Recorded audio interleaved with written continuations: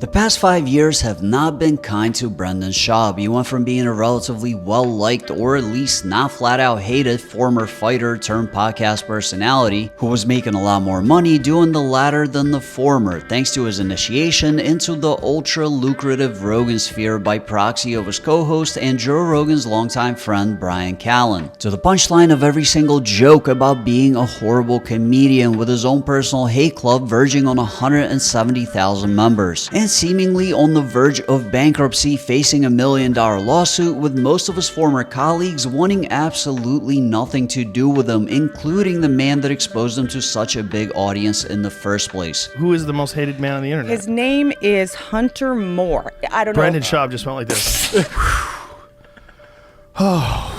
Brendan went from being the most frequent guest on the Joe Rogan Experience to hardly being mentioned by Rogan at all, and not being allowed to perform in his Austin comedy club despite hosting just about every single comedian he's ever been associated with, and being the man responsible for encouraging Schaub to get into comedy in the first place. People are weird, like that want a headline and you know that they know.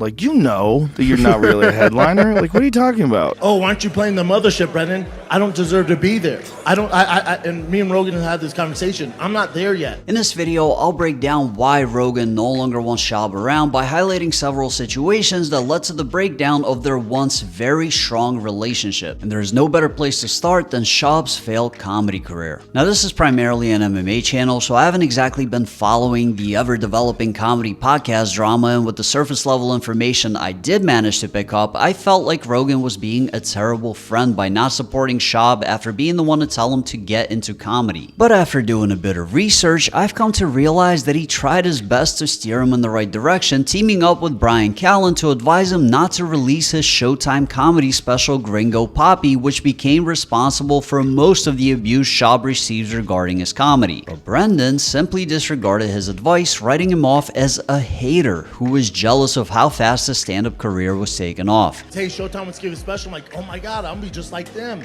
I didn't realize. And I tried to talk him out of it. You and Rogan did. I tried to talk him out. We almost got in a physical fight and then over I was it. like, oh, they're just haters. Now, Rogan is far from being a talented stand-up comedian himself, but he does love it and has been doing it for over 30 years with 6 specials under his belt at the point that Gringo Papi was being released. So probably felt like a major slap in the face to be dismissed as a hater while he was trying to give genuine advice based on lived experience, and most likely made him feel like Schaub didn't actually respect him as a comedian because he didn't think he was good. And when Joe Rogan's own bomb of a special came out on Netflix in 2024 to overwhelming mockery and terrible reviews, along with accusations of him actually repurposing a couple of Schaub's jokes, it was all but confirmed by Brendan's former assistant, Mark Harley. Brendan behind the scenes, like because Joe has been critical of him in private about his stand-up, he legitimately had a grudge where he's like, he would kind of try to downplay Rogan's comedy, like, people saw your show and said it was like a TED Talk, and like that like helps his ego a lot to think that other people don't like Rogan's stand-up. Oh, so like, gosh. By doing this, like, Brendan would actually watch that video and be like, ha, told you, like, yep. Wow. You're trying to criticize me, but you're the one that people don't even like. Considering how close to his heart Joe holds comedy, it's not too surprising that he began to distance himself from Schaub and never invited him to move to Austin, even though he goes out of his way to invite almost everyone that makes an appearance on his podcast, especially if they're a comic, as he's trying to turn Austin into another stand-up powerhouse like LA and New York. For example, look at the unprompted sales pitch he makes to Bobby Lee, who actually criticized Austin in the past and has absolutely no desire to move there. More on Bobby Lee in a bit, by the way, as he played a pretty big role in what happened between Rogan and Schaub. It's a great place tax-wise. It's a great place traffic-wise. It's a great place. The most important thing is people-wise. The people here are so friendly. Austin people are great people. They're really nice. They're nice. They're not shitheads. They're not Hollywood people. They're not lost in this fake world of leftist ideology that everybody's trapped in. They're just people. They're just regular people, man. And those people exist outside of these these blue bubbles where everyone's gone insane. Now, despite the fact that Rogan clearly never wanted Schaub to move to Austin, demonstrated by not only never inviting him, but also not allowing him to perform at his comedy club while letting his co-host Brian Callen film a whole special there, Schaub still decided to move, likely in hopes that being so close would make it too awkward for Joe to not let him back into the Rogan sphere. But not only didn't that work, but the move itself proved to be somewhat of a disaster, with the warehouse he rented out for the studio having a horrible effect on the quality of his podcast, with audible echoes, loud industrial AC, an active railroad right outside of the compound, and timed lights that periodically go out during filming. I didn't have time to look through hours of the Fighter and the Kid episodes to find these moments, or even knew where to look in the first place, so shout out to American Redac for the following footage. This new studio is so huge, it's going to be really echoey for a little bit, but we're going to eventually fix it. We'll get some sound absorbers. Furniture. We have to get stuff going. What is that noise? It's AC. It kicks on for a little bit, it'll turn off. Old school, but that's a train? Yeah, there's a train that goes around. Oh.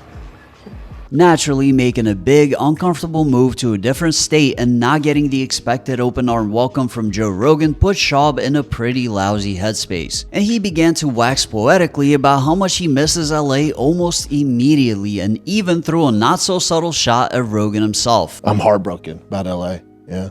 Yeah. I miss my community, my routine. Oh, do you have so much inflammation from your kettlebell workouts? Yeah. Pro athletes, I get it, dude. Sure.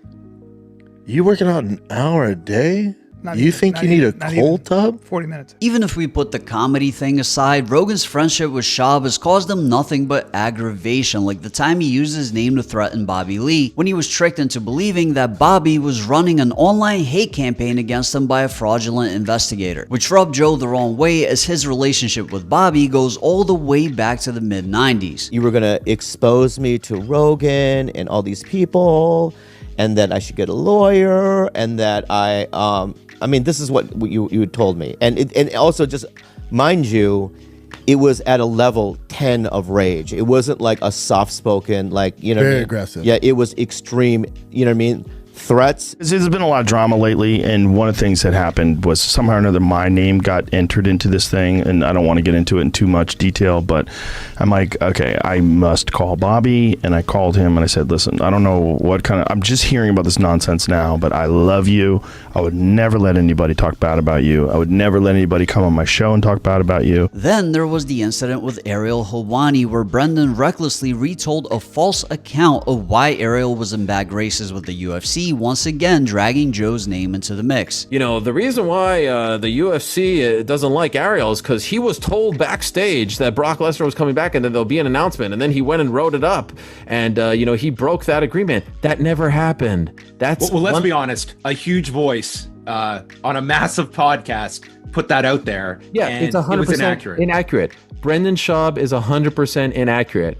And trust me, I was actually referring to Joe Rogan, but there you go. Well, Brendan Schaub gets his cues from Joe Rogan. It's a 5-year-old lie. I responded to Joe Rogan on that day, and for some reason, Brendan is sitting there 5 years later after I've addressed this a gazillion times, saying, look, you know, he made his bed and he has to lie in it. That's not what happened. And then there was the hilarious time where Brendan accidentally started a rumor of Joe cheating on his wife by using him as an example of a bald guy that was, quote, slanging dick in an attempt to give advice to a younger fan of his podcast who was losing his hair. Listen, I know some bald dudes who are slanging dick out there.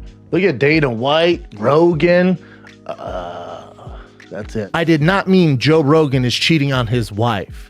Joe Rogan is one of my closest, dearest friends. And to add the cherry on top, Brady Bell, the person currently suing Schaub for fraud and theft, was introduced to him by the CEO of On It, Aubrey Marcus, who is a close personal friend of Joe Rogan, which can't be going over well behind the scenes. So with all that in mind, it's not at all surprising that Rogan seems to have abandoned him completely, and is actually pretty justifiable. But that's just my opinion. Let me know what you think in the comments down below. Like the video if you liked it, and if you want to see more videos like this, hit the subscribe button and the notification bell next to it. And if you want to support the channel further, become a member by hitting join if you're on Android or desktop, or the link in the description if you're on iOS. Look, Brendan's my boy, but he needs a handler. He needs someone like me around him all the time. What are you gonna do? No. Yeah. Here's why. Yeah. And he'll go, yeah, you're right. Are you shitting me, dude? Handler? And then he wrote me this long thing like, you're right, shouldn't have said that, blah, blah. And he gave me his reason. I went, I know, but you don't need, he goes, you're right, you shouldn't have said that. Like, you're not helping my cause, dude. I'm already fighting a good fight here. You're not helping me. He was like, you're right, won't do it again.